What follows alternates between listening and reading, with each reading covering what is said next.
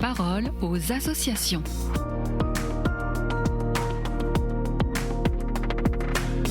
Bienvenue dans la parole aux associations. Je suis avec Amélie Berthelin, responsable de l'information à l'aide à l'Église en détresse. Amélie, bonjour. Aujourd'hui, vous nous emmenez à Cuba, pays dans lequel l'AED poursuit son aide malgré les difficultés politico-économiques. Bonjour Alice, bonjour à tous. Oui, en effet, car depuis janvier, Cuba traverse une crise énergétique majeure. L'arrêt des livraisons du pétrole vénézuélien a plongé l'île dans une situation critique. Les coupures d'électricité déjà fréquentes sont désormais quotidiennes et prolongées. La population subit également des pénuries alimentaires et un accès limité aux médicaments. Alors dans ce contexte, l'Église et les prêtres notamment sont sollicités pour tout. Ils parcourent des dizaines de kilomètres dans des véhicules vétustes pour rejoindre des villages isolés quand ils arrivent à trouver du carburant. Leur travail intense combine la catéchèse, le soutien humanitaire, mais les prêtres se transforment aussi en ouvriers, en infirmiers, en éducateurs. Quelle réalité rencontrent-ils au quotidien ? Alors je vais vous donner un exemple. Dans la paroisse de Cumanayaga, qui couvre près de 70 000 habitants, seuls 300 fidèles participent régulièrement à la messe. En effet, n'oublions pas que même si Cuba est en Amérique, un continent largement christianisé, la pratique religieuse y a été interdite pendant près de 30 ans. Les gens ont encore une notion très vague de ce qu'est l'Eucharistie, nous témoigne le Père Joseph. C'est pourquoi les sacrements les plus fréquents restent le baptême et l'onction des malades.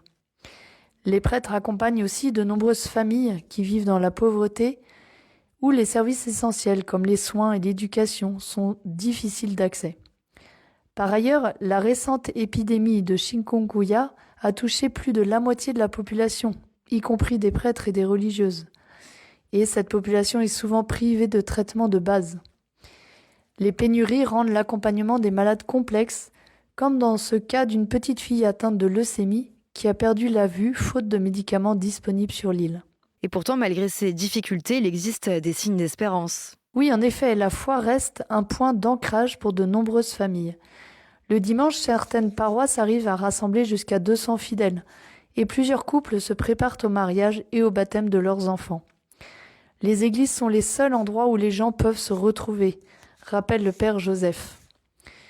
D'ailleurs, la récente reconstruction de la chapelle de Cumanayaga en est un bel exemple.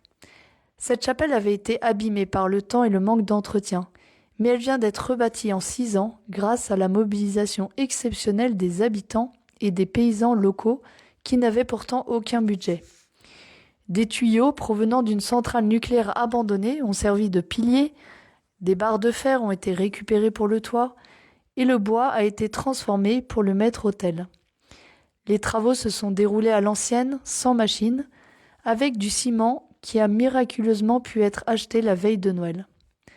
Alors cette construction est devenue un symbole de résilience et de solidarité où chaque pierre incarne l'engagement des habitants et des prêtres. L'AED aide-t-elle sur place ? Oui, et ça depuis des décennies.